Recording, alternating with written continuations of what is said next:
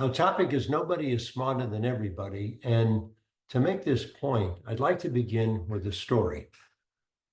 On December 28th, 1978, United Flight 173 took off from New York's JFK Airport, bound for Portland, Oregon, and had a scheduled stop in Denver, Colorado.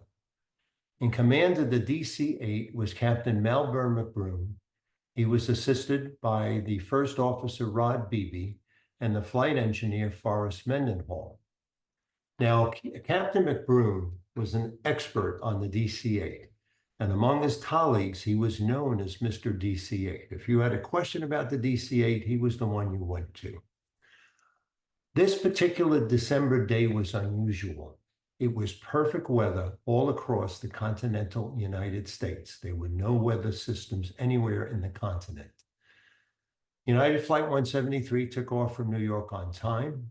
It arrived in Denver on time, and when it deplaned the passengers who would be leaving them and reboarded the new passengers who would be completing the trip to Portland, with Rod Beebe at the controls, United Flight 173 took off on time from Denver at 2:47 p.m.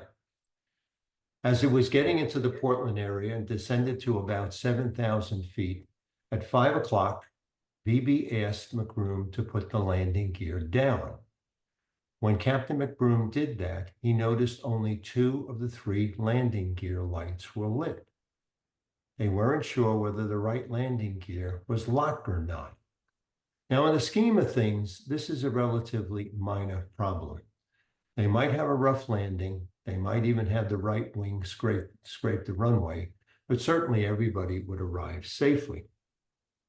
At 5:09, they asked air traffic control if they could go into a holding pattern at 5,000 feet. That was approved.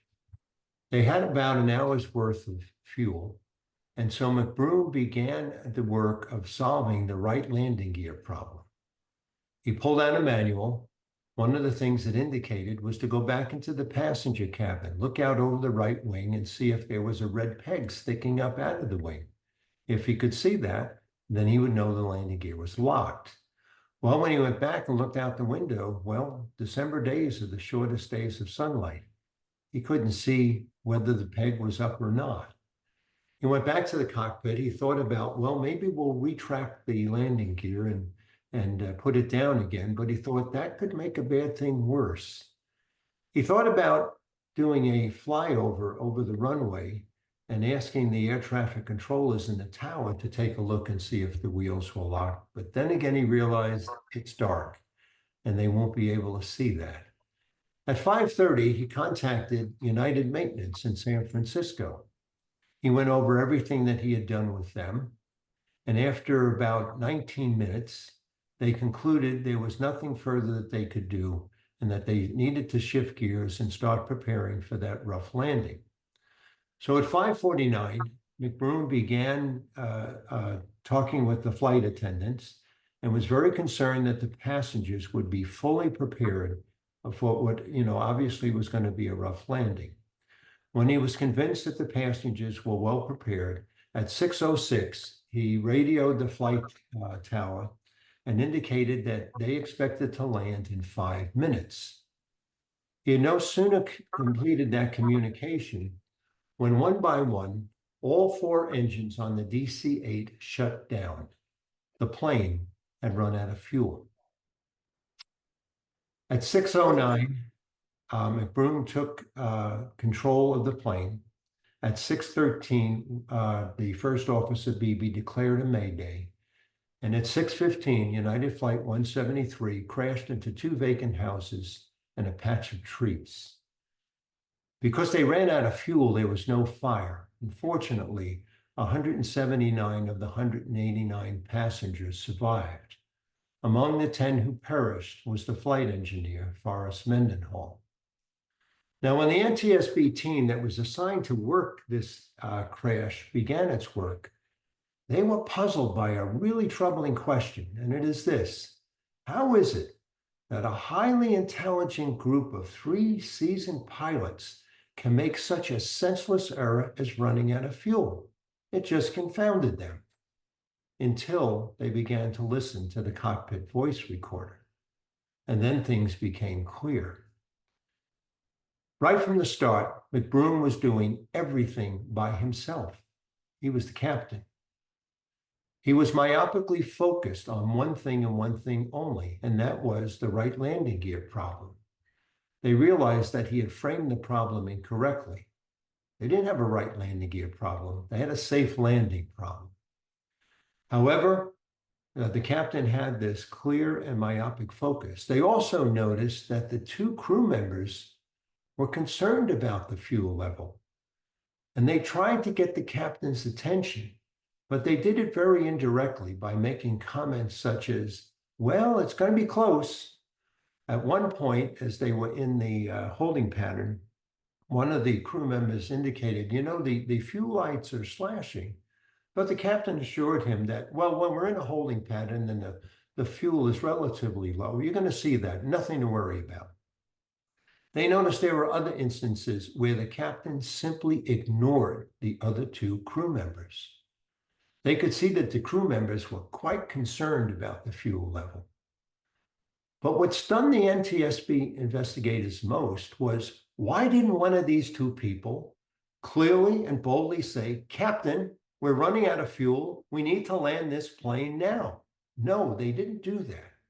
Because you see, in the 1970s, there were two clear rules for the cockpit. Rule number one was the captain is always right. And rule number two is if the captain is wrong, see rule number one.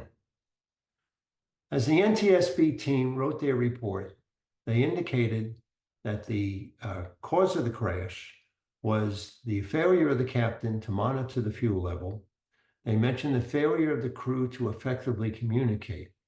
But they also realized the real and primary cause for this crash was the use of the top-down hierarchical command and control management model in the cockpit. That was the real culprit. The fact that the two crew members did not feel safe to express their concerns clearly and candidly to the captain was a problem that they really couldn't have anymore. And so in writing their report, the NTSB team recommended that all cockpit crews change the management model in the cockpit and adopt a peer-to-peer network model, something that was called crew resource management. Now, the FAA was slow to implement this recommendation because unlike the military today, which is trained really to work in peer-to-peer networks and does take a team-based approach today in today's military, back in the 70s, the military was clearly hierarchical, clearly top-down, and most of the pilots came out of the military. And so the FAA was kind of reluctant to put this recommendation in place. However, United Airlines was not. Because you see, United Flight 173 was not an isolated incident. It was the third United crash in a short period of time where the real culprit was the top-down command and control management model. And United decided things needed to change. And so what they did is they put all of their crews through videotaped simulated training and taught them how to work in the context of peer-to-peer teams. The captain was no longer a dictator. The captain was to be a facilitator. The other members of the crew could challenge the captain, could question the captain, and not fear losing their jobs for doing so. United put this in place in the early 1980s. And at the time, the Wall Street Journal did an article focusing on this change in United Airlines, and they reference one particular crew of three. While they were early in their training, they were looking at the videotape of the training, and the captain asked the instructor to stop the tape. And he looked at the two people he was training with, and he said, "Am I really like that?" And they said, "Oh, yes, all the time." And then he paused and he looked at them. He said, "How the hell do you work with me?" The training was videotaped because you have to see the behavior in order to make the change. And it was pretty soon that all the other airlines followed United's lead, and all cockpits today operate by the peer-to-peer network model, not by the top-down hierarchical model. Have you ever wondered why there are no airplane crashes today? We hardly ever see them in the United States. Back in the 70s, and I became a traveling employee back then, we averaged about 3 to 4 crashes per year in the United States. And I recall that very vividly because every time I got on an airplane in the 70s, I very consciously thought, I hope I'm not on one of the 3 or 4 that'll happen this year. The reason we don't have airplane crashes in the United States anymore isn't because we've got better machines.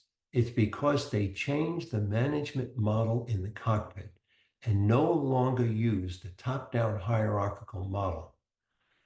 And their experience is proof positive that these are not equal alternative management models. The peer-to-peer network model is clearly superior to the top-down hierarchical model.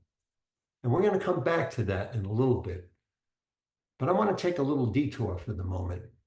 You see, the NTSB team that worked the crash of United 173, they were not the first people to ask the question, how is it that highly intelligent people can make very senseless errors? The first people to ask this question were 2 psychologists, Daniel Kahneman and Amos Tversky, who between the mid-1960s and the mid-1990s, for 3 decades, the 2 of them did hundreds of experiments to probe this question. How is it that highly intelligent people make senseless errors? Their work stopped in the mid-1990s because Amos Tversky passed away prematurely. But Daniel Kahneman would continue their work and effort by himself, and he recently passed away within the past year. And to give you a little heads up, Daniel Kahneman would wind up winning the Nobel Prize in economics because he wound up disproving the fundamental provision upon which economics is based. And that provision is this, that human beings are rational decision makers. They have proved that we are not. And that's why highly intelligent people can make senseless errors. Now, in their experiments, they discovered some fascinating things. First of all, human beings engage in 2 different thinking modes, very different from each other. They call the first one System 1. And System 1 thinking is fast thinking. It's our ability to make quick decisions with limited information. It relies upon mental models. It relies upon templates. They notice when we're engaged in System 1 thinking, we're highly confident. We feel we have all the answers. We're very sure of ourselves, high degree of certainty.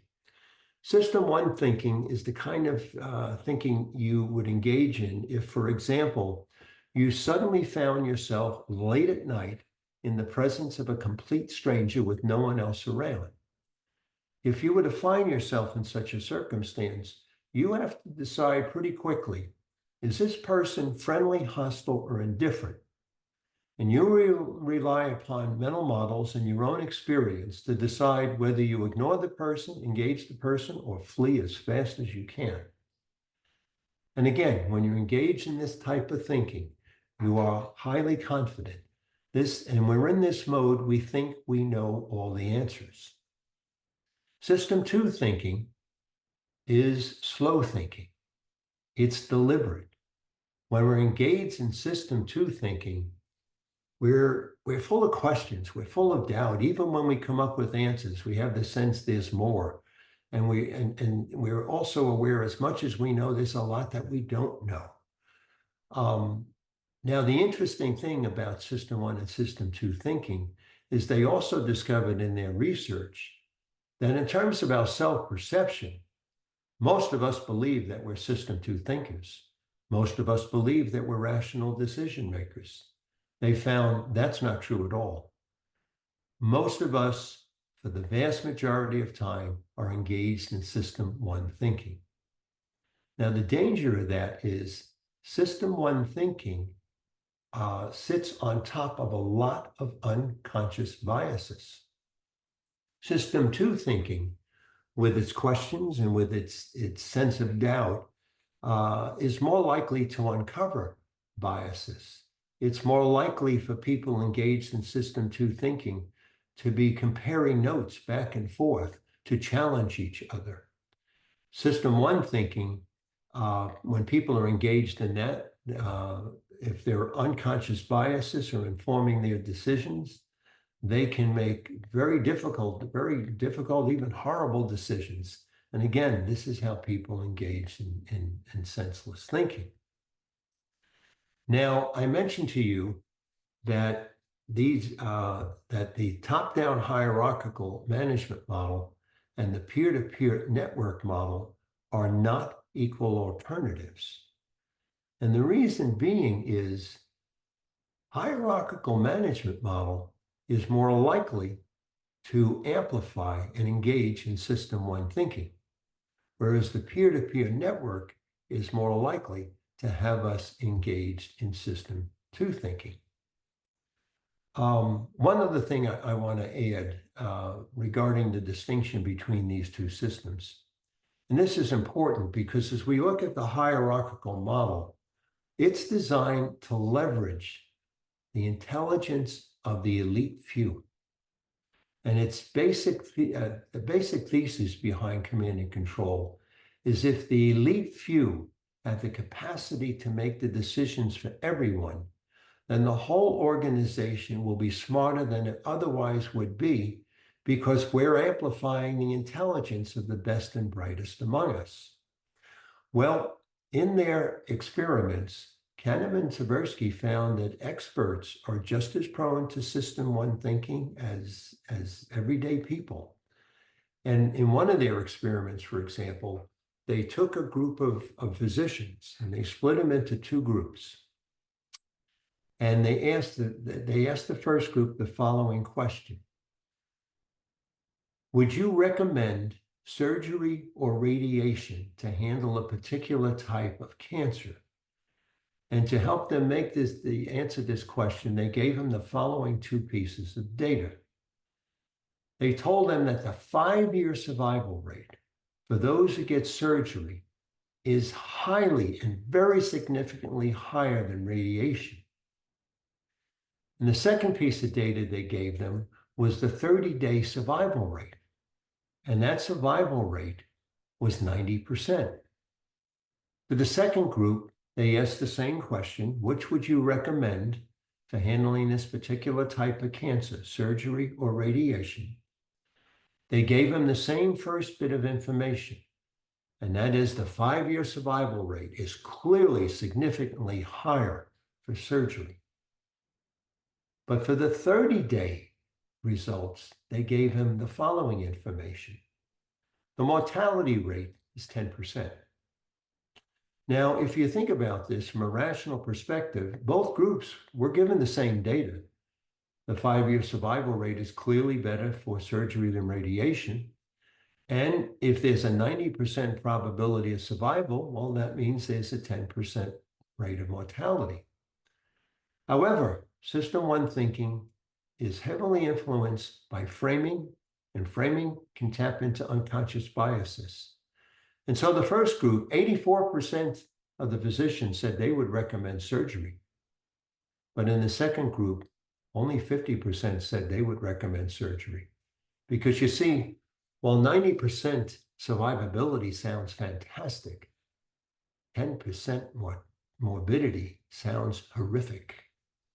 And so even experts are prone to make senseless errors because they can be affected by unconscious framing and they can amplify unconscious biases. So let's go back to the top-down command and control management model. When you give the elite few decision-making authority, then you are amplifying their unconscious biases across an organization. And when you give them command authority and the ability to censor the voices of others, to shut down the voices of others, then you have eliminated any opportunity to challenge those unconscious biases. And so top-down hierarchical organizations are more prone to make senseless errors. And many times there are people in the organization who realize this is happening when it's happening. As happened in the instance of United Flight 173. Those two crew members knew the fuel was a big problem. Now, the alternative management model, which is the peer-to-peer network model, it handles decision-making and it handles power very differently. And so, whereas the top-down hierarchical management model's design principle is trust authority, the design principle for the peer-to-peer network is nobody is smarter than everybody. And so when that's the design principle, you don't leverage the intelligence of the elite few. You leverage the collective intelligence of everyone within the organization. And when you leverage collective intelligence, it means all voices matter. It means everyone is free to speak up. It means people can challenge quote, quote, leaders, and that those leaders have to listen to the challenges. And it is this process of challenging and asking questions that uncovers unconscious biases. The second thing that has to happen in organizations is to describe how power works once you handle how decision-making is going to be made. In the top-down hierarchy, power is a function of force. It's coercive power. Have you ever wondered why we keep hearing that 2/3 to 3/4 of people in top-down hierarchical organizations feel disengaged? Well, chances are they're the ones who don't have management authority. They're the ones who have to do what they're told, even when they know what they're being told to do isn't going to work. In the peer-to-peer network model, power is a function of an entirely different dynamic. It's not a function of force, it's a function of energy. And in the peer-to-peer network, there are no powerless people because power isn't coercive, power is synergistic. And because learning is going on as problems are being handled, it is less likely to result in senseless errors, and it is less likely to result in better decision-making.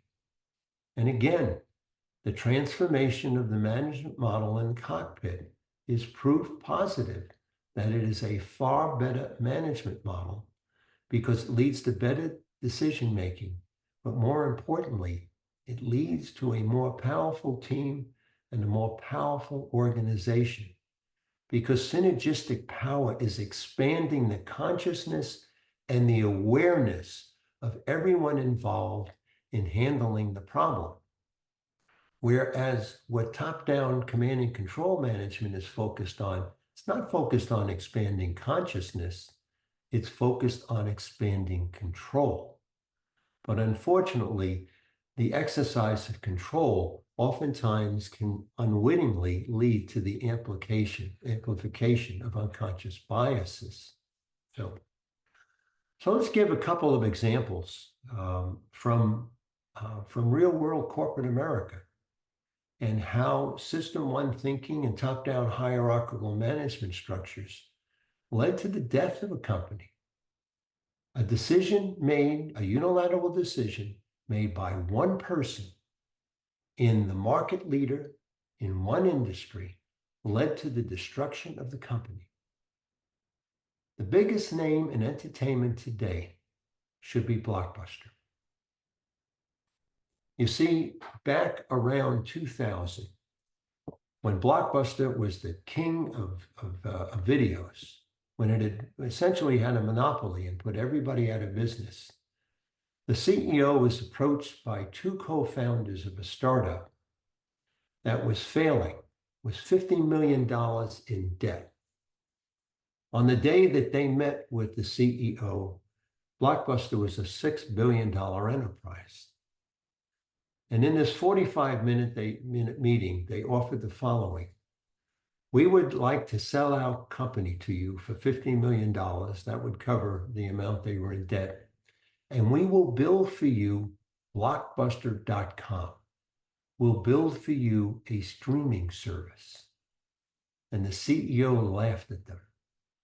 He said, streaming will never impact our industry. We are the biggest name in home entertainment today. Why would we want to buy a failing company such as yours?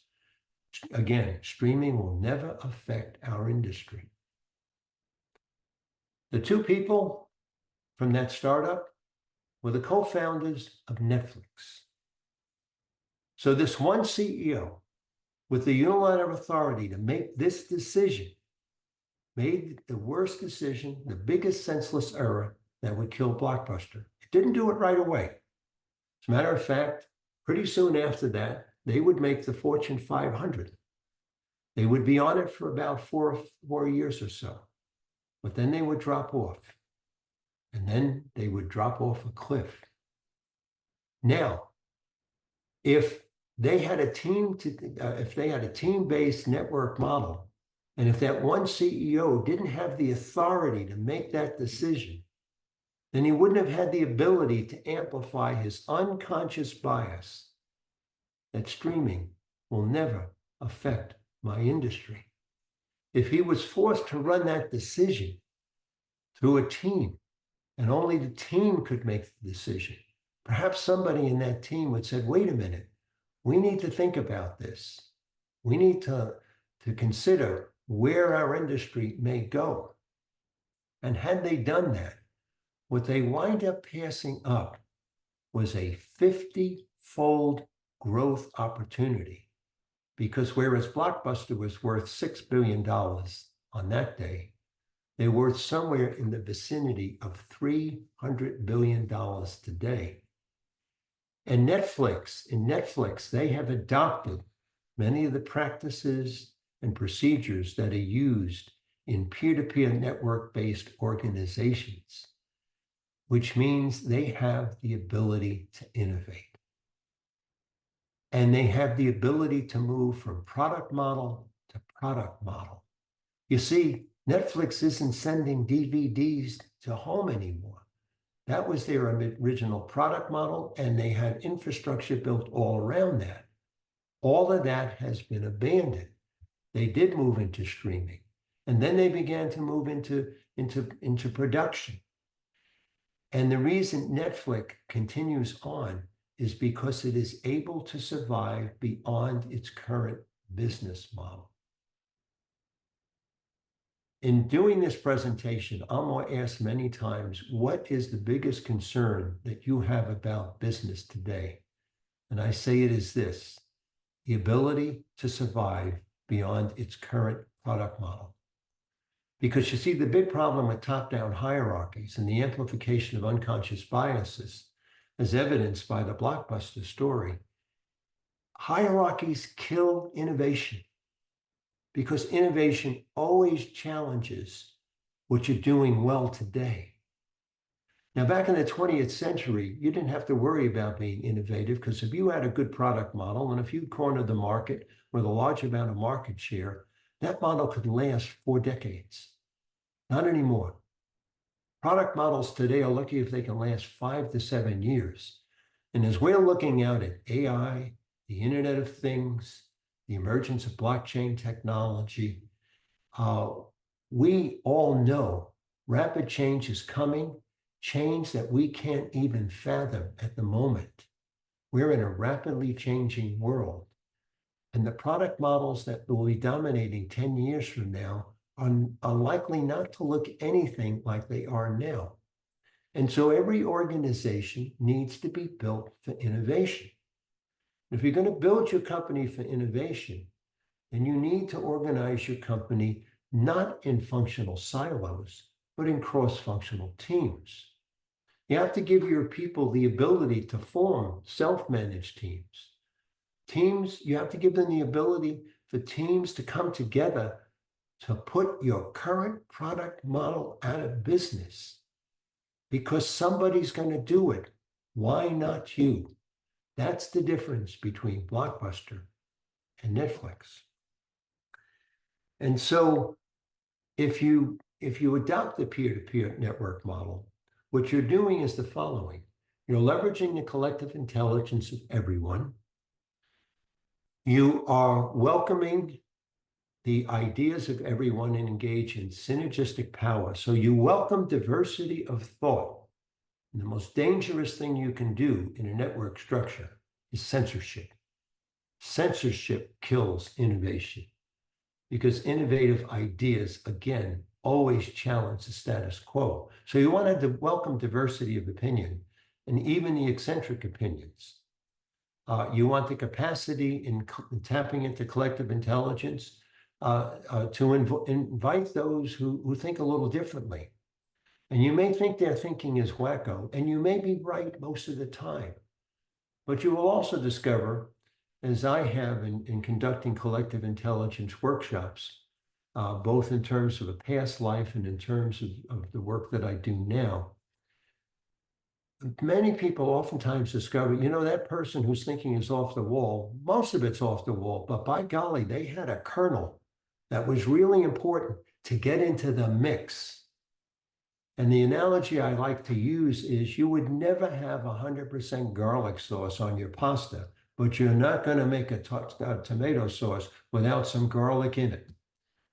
And this is the way eccentric thinking sometimes is. They sometimes have the garlic that makes the whole sauce that much better.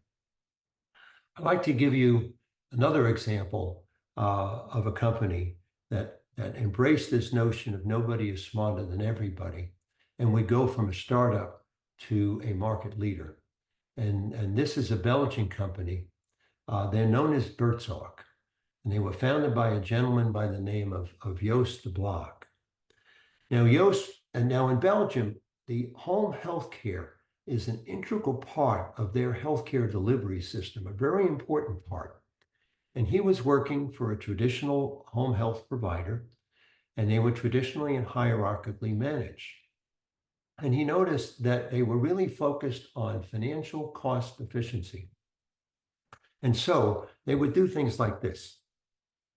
They would have Nurse Sue visit patient A on Monday, Nurse John would go on Wednesday, and Nurse Sally would go on Friday. And all of this was to keep their travel costs down as they looked across the way they laid out the assignments. And Joost de Blaak said, this is nuts. And he thought there's a better way to do this, but there's no way my voice is going to be heard in this company. So I'm going to go out and start a home healthcare company on my own. And so he started out with a small team of about 10 to 12 people. They built a small patient base. And the 10 to 12 people would have no boss. No one would be in charge. No one could make a unilateral decision. The team would be responsible for making all the operating decisions for how they would do their work. Well, in doing this, they began to attract other home health care nurses who heard about this interesting way to work. And as the company grew, they were able to cut the cost of home health care by over 30%. Because you see, they sent the same nurse to the patient on Monday, Wednesday, and Friday. And because of that human touch, people were recovering more quickly. And that's how they were cutting the costs. After 2 or 3 decades now, Buurtzorg employs 70% of the home health care nurses in Belgium. And all that growth was organic. Why? Because the people knew the peer-to-peer network management model is not an equal alternative. It is a far superior model to the top-down hierarchical model. Another example, and I write about this in the book, is Morningstar. which is the world's largest tomato processor. Their tomatoes are in almost every tomato product that you buy. They're the ingredient back room, if you will, to most of the branded products. Their founder began the company. His name is Chris Rufer. He began it some 30 years ago. And he designed a company where there would be no bosses, where people would work in the context of teams, even in terms of employing migrant workers during the harvest season. And in the 30 years, no one has ever had the authority to make an assignment. All work is self-managed. And again, they went from startup to market leader, and they have innovated their particular industry, and many other companies within their industry have followed some of their procedures, not necessarily their management model, but when they come up with an innovation, others oftentimes imitate them. Now, in terms of traditional organizations, there have been organizations where this model has been brought into traditional organization. But in almost, if not every instance, once the leader who brought this in leaves, the organization quickly goes back to a top-down hierarchy, because the hierarchical leaders are like antibodies. And once that leader is gone, they come back in and bring this. So we've not had yet a successful transition of a large company from a top-down hierarchy to a peer-to-peer network. I should indicate I have some personal experience in doing this. I spent 10 years, first 5 years as the head of operations, and then the second 5 years as the chief executive of the Blue Cross Blue Shield Federal Employee Program, which was at the time was a business alliance of what was the then 39 Blue Cross Blue Shield organizations to deliver health insurance to the federal employees. We brought this model in because we had sustained 2 decades of low growth, low performance. And so when I was asked to lead the operations, I realized we were barking out a lot of commands from our central office in Washington, D.C., and these 39 organizations were arguing, telling us, you're not the boss of me. And that's why we had 2 decades of low growth, low performance. And so the light bulb went off. If we're going to turn this around, we have to learn how to lead a network and stop being a hierarchy, because it's not leading anywhere. And in doing that, one of the things that we created is what I now call a collective intelligence workshop. And so we would bring together representatives of about 40 to 50 people that represented a microcosm of the business, not just high-level people, but people from all levels and all functions, so that when we would look across the room of 50 people, almost every aspect of the business would be there. And we were doing things we had never done before. As in these collective intelligence workshops, we would ask the people doing the work, what do you think? What are your ideas? What concerns you? And we would have a blending of high-level people and people close to processes so that they could exchange information, and they discovered that each had information the other didn't have. And this is a process for dealing with problems holistically rather than mechanically. And when we build things in this way, a funny thing happened.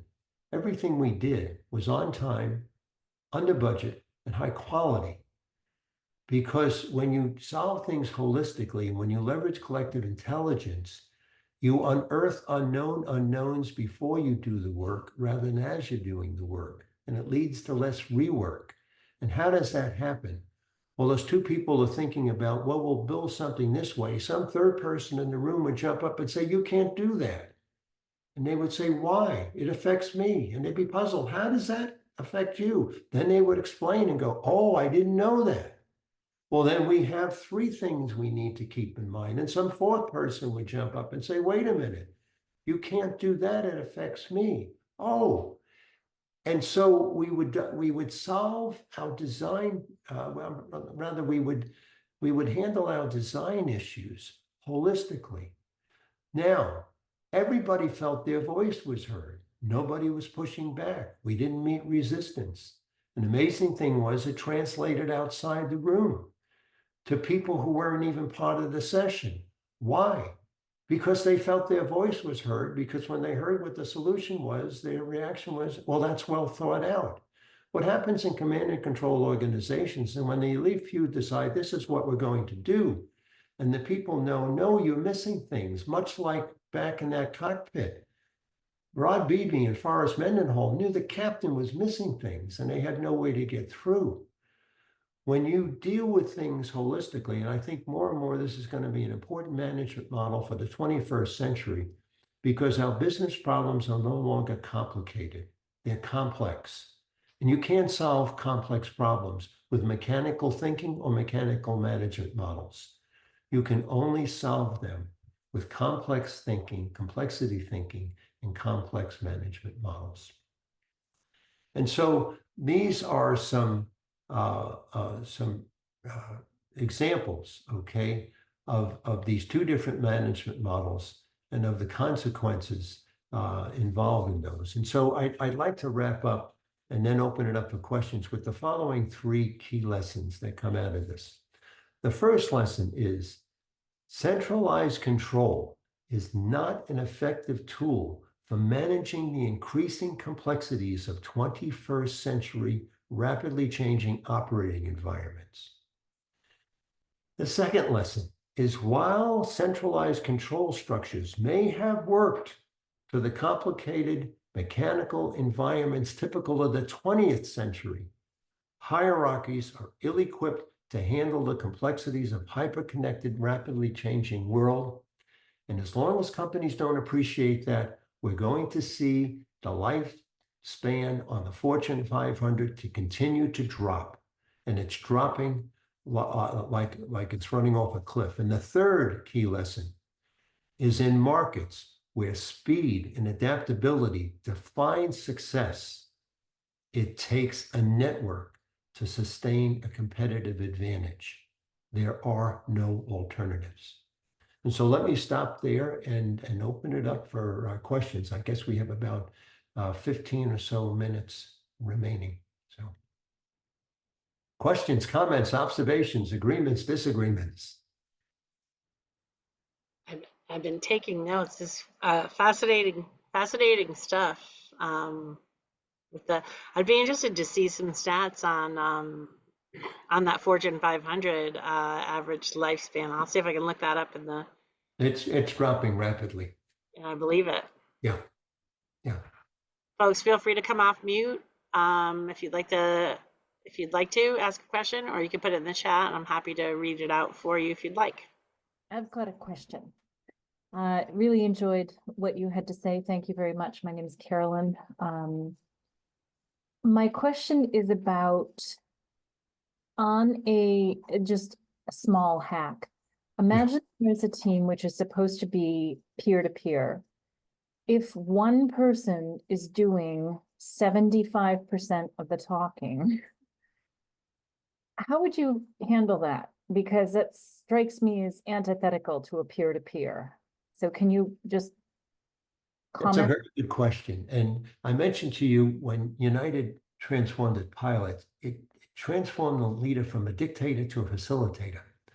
And so if you're leading a group and somebody is doing all of the talking, and especially if that person is very knowledgeable, okay, and even if they're not knowledgeable, what you can do is stop and say, well, let's hear from everybody. What do you think? And go one by one.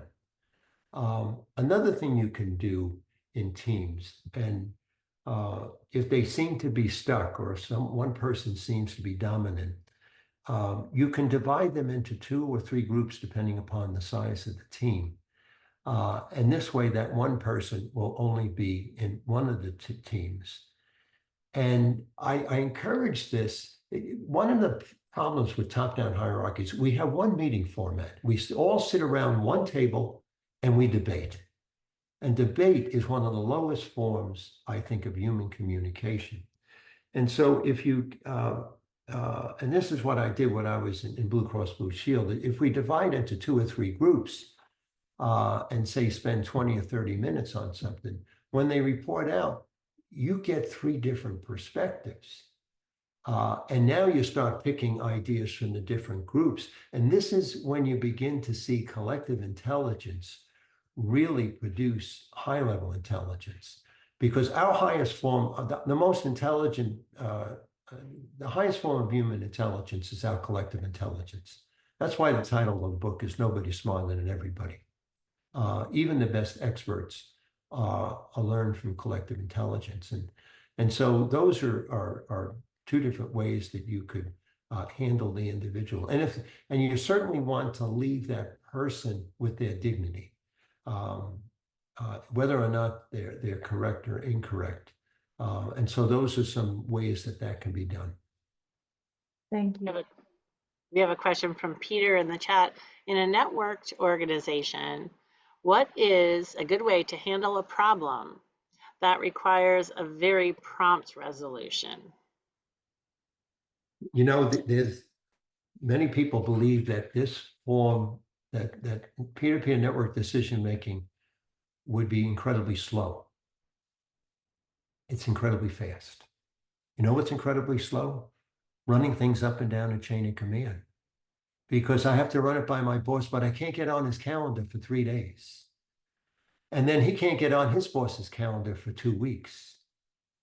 This is what happens in hierarchies. It's the illusion of being fast. It's actually so. The only thing that's fast is when one person makes a decision, but that may be fast, but could lead to absolute chaos. It's happened with Blockbuster.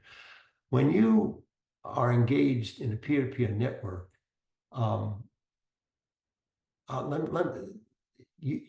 your decisions are likely to happen faster. Let me give you a specific example. I told you we had sustained 2 decades of low growth, low performance in the Blue Cross Blue Shield Federal Employee Program. When we first did the collective intelligence workshops, they were set for 2 days. And it became very clear very quickly. We were able to resolve in 2 days what had literally evaded us for 2 decades. And the other thing that stunned me with these collective intelligence sessions was I used these over the course of 10 years. There wasn't a single instance where we didn't have unanimous agreement among everybody there. And the people love these sessions because we made quick decisions and we made decisions that were right, were correct, would work, and where there would not be a lot of rework. And so one of the things I like to say is you have to slow down to move fast. So in the course of the 2 days of these, we would be taking our time, doing a lot of listening over the first half or 2/3, and the focus would be on understanding and taking time to do that. But once we had that understanding base, which normally doesn't happen in debates, then the group could take off very quickly. And then we would have these discussions, as I talked about before, where somebody says, wait a minute, you can't do this because we need to think of this. The other thing that happens with a base of understanding and taking the time to do that is the conversation shifts from, no, that's not right, or I have a better way, to, I want to take that idea and let's build on that. And when you hear people starting to say, I want to take this idea and build on that, that's when you really get into the rapid decision-making mode. So again, my experience is it's actually a faster mode of decision-making, but you do slow down in the beginning to then move fast. Makes sense to me. Other people have thoughts and questions? Rod, thank you very much. This is like very enlightening on many levels. Yeah, so I One want to know question, go ahead. one question I have though is, I don't know, while I was listening to you, I felt a correlation on centralized database versus spread across the globe, as well as like servers where we used to have in one place like 911 hit and we lost a lot of servers. Now they are globally dispersed with many technologies. I don't know. I somehow started thinking, oh, whether it is people or network or database, looks like the same principle works. What are your thoughts on that? So I'm not sure what the comparison is. Could you restate that? In hierarchical, Mhm. you have one person deciding Yeah, everything yep, versus the entire team participating in it. yeah. And in a centralized database, we used to have like one database for everything. Okay, all Now, right. based on different activities and speed and other scenarios, we don't use centralized database, but we use different databases for different purposes and bring them together. I And got it. same thing Yes, with networking. Yeah. yes. Well, I mean, another example of this is there's a guy by the name of Paul Barron, who a little known secret back in the 1960s is if the Russians had bombed uh, our central databases, the whole country would have been shut down. And so they transformed the data structure of the United States into a network structure so that if one node was knocked out, all the other nodes could take over. This is one of the advantages of networks is without centralized databases, you don't take the whole system down. And I'm sure most of the people are familiar with this. Now, I'd like to add on to this notion. I think that the biggest question or the biggest development facing us over the next 2 decades is not AI. And I'm not worried about AI is going to take over us and become an independent entity. The biggest concern I think we have is how are we going to organize artificial intelligence? Will it be a top-down hierarchical structure and there are forces that want to do that? Or will it be a network structure, perhaps built on a blockchain platform? And I think that will make all the difference in the world because up to this point, in hierarchies did fine during the 20th century, but I would ask every one of you who's in a hierarchy, is there not a group of people within your organization who are a self-organized network, who are incredibly politically savvy, know how to break the rules, get away with it, and they are the drivers that help your company succeed? And if they disappeared, your company could be in significant trouble. And when I ask this question, there's very few people who say, I get a lot of people smiling and laughing like, yes, that's right. There is this self-organized network in our organization that gets things done, okay? And if you took them away, the company would be in trouble. And so as we as we look to building systems going forward, what's going to be different is with the Internet of Things, for the first time in human history, we're going to build a system where this self-organized network within hierarchies will not be able to build itself because the system will know everything about everyone and they can't hide what they're doing. And that's a remarkable change in hierarchical structure that's going to be due to the digital revolution. In the Industrial Revolution, in the agrarian age, people could clandestinely organize themselves in a way they could hide themselves in a way that would work. That's going away. And so the stakes are higher.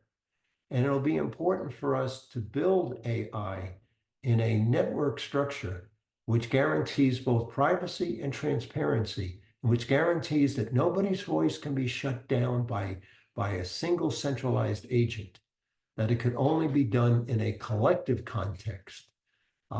which is what happens in these collective organizations. It's are people let go within peer-to-peer networks? Yes, but it isn't a single person making that decision. And oftentimes people decide to leave because it just doesn't work for them. And so to me, this is the existential question that is facing us, because with digital technology and AI, we could see extremely totalitarian structures without the ability to have. However, on the other hand, if we build AI in a peer-to-peer network structure, much like I've seen in organizations, if we're leveraging our collective intelligence, we will see these structures not make senseless errors, and we actually may have the opportunity to evolve human intelligence, in which case we have a human-machine symbiosis. And AI is not something that's apart from human beings. It's something that's an extension of human beings. It's really interesting because my worry, well, it can go many ways, right? There's many ways that the AI future can take us, but it'll be interesting to see if you set up an AI network and for decision making across an organization, and a lot of it's very transparent, and everyone can read the discussion and search on it, and some decisions are made. Who's going to be allowed the decision-making power, the authority to pull the trigger on the budget or whatever it is, like to cut that, okay, we're not going to go through with that product and service anymore, to like use the blockbuster example. Who's going to, so are we going to leave it to, okay, whatever, agree ahead of time, okay, whatever AI decides, decide, or I fear it's going to first lead us back to a command and control even more, because there's going to be so much fear of AI decision making, even more than person to person decision making, that one person is going to be like, well, I get to veto everything that comes out of this system regardless. This is the paradigm shift. It is hard for us to conceive of organizations where someone can't take centralized control. And in the book, I read about 3 companies where no one has ever had that ability. And every one of them went from startup to market leader. Now, here's why. Networks can do what hierarchies can't, and that's innovate. And they leverage collective intelligence. They transform power. Power is not coercion anymore. Power is about synergy. And so when you're in these structures, they're self-perpetuating. And how are decisions made? They're done collectively. For example, another company that I write about is W.L. Gore and Associates. How do you decide when a project gets funding? So a team puts together an idea and they go before another team, okay? Much like Shark Tank on TV. And that team will challenge them, and they decide who should go forward for funding and who needs to work more. And then another team decides how much funding they get. So there are checks and balances. Now, somebody may say, well, this sounds terribly bureaucratic and slow, but actually it's not, because they hold these sessions, maybe everybody knows once a month we're going to have one of these sessions. And when you're ready, you come in, you bring it. If you are approved for funding, well, then very quickly, somebody's going to sit down to decide how much funding you get. And I would suggest that is actually a faster process than try and get a radical idea in a traditional company and try and do that within a couple of months. No, it's going to take a couple of years, if ever. Right. Try to get your project funded when there's all of a sudden this mystery budget that comes out of somewhere, but only 2 teams knew about it out of the 20. Yeah. And everything is, in these organizations, everything is transparent. So the books are open to everybody. Could I make a comment? Hi, Rod. Welcome back. Nancy, good to see you. Yeah, we hosted Rod some years back now, must have been 2015 or 16, in our Agile for Execs program. And I just want to say, Rod, congratulations on putting your book together. I really found it very helpful. And I've worked in the aviation industry and actually started Agile practices in a company related to that.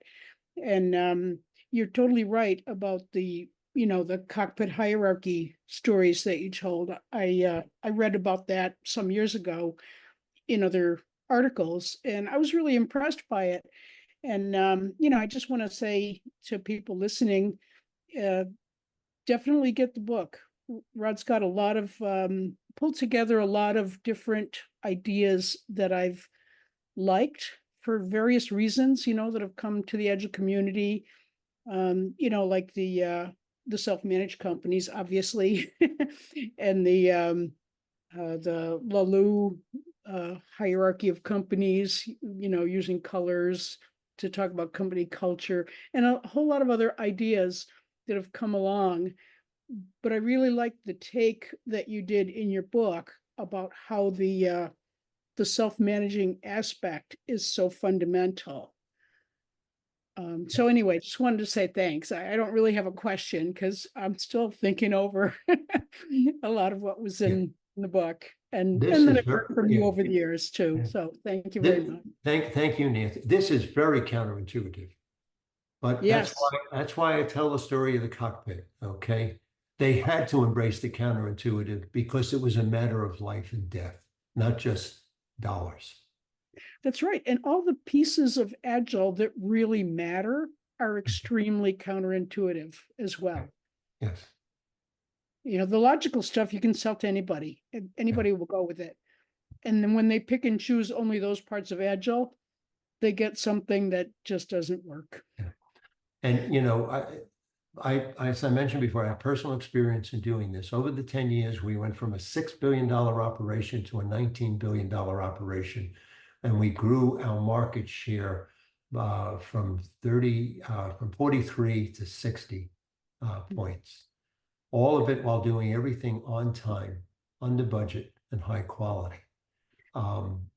Nobody really is smarter than everybody. And if you can tap into this intelligence, it really transforms the leader's role. And I can say as in the last 5 years as chief executive, I slept well at night because I didn't have a lot of worries because we were able to tap into this resource and leverage it. And I felt like it was the secret sauce. You do have to invest some money. In this age of Zoom, we're going to need to bring people together periodically. I think as a Dow or Dell telling you, if you want to, you got to get back in the office if you want to get promoted. That's not going to happen.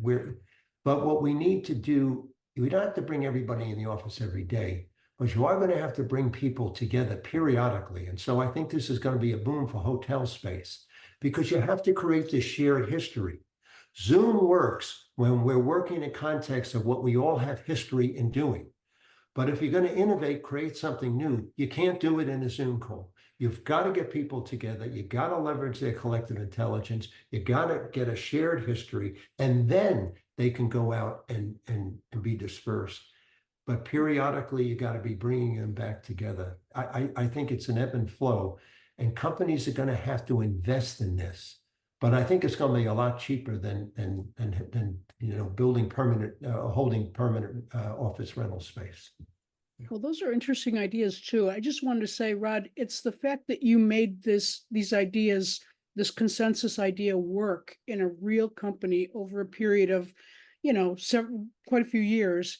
That is what made us want to invite you for our Agile for Execs. And just for the benefit of those here still listening, I just want to say, Rod spent a half day with us running through this type of consensus workshop that he's described. So it's not just theory. That was the whole point of why we wanted to host Rod, back then and now again today. Okay. So thanks. That's it for my comments. Thank you so much. We got time for one or two quick questions. We're at 7:30 mark if anyone's watching.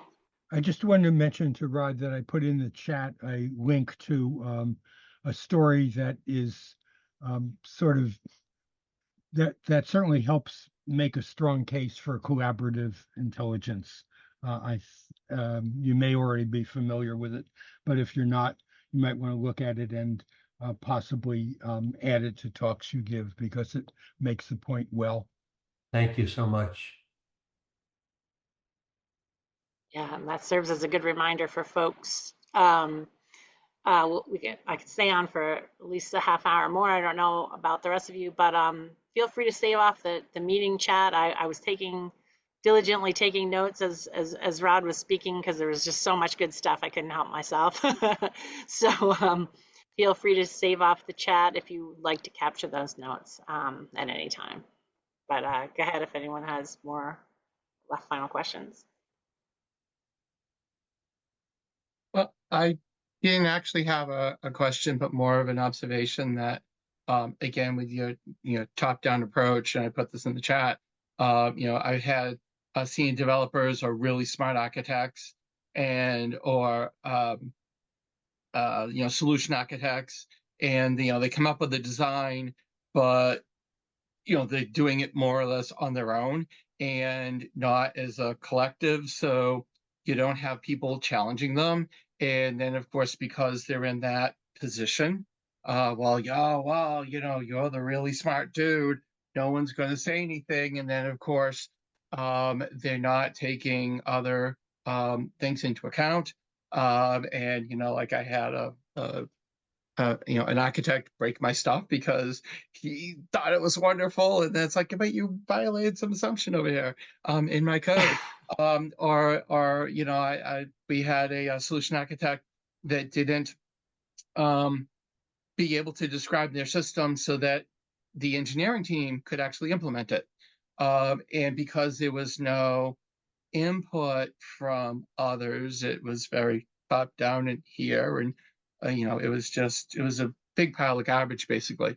So I really liked the sense, the stories that you told. That was enlightening. Of, hey, you have to honor the people who know what they're doing, but you can't put them on a pedestal because you crash a plane.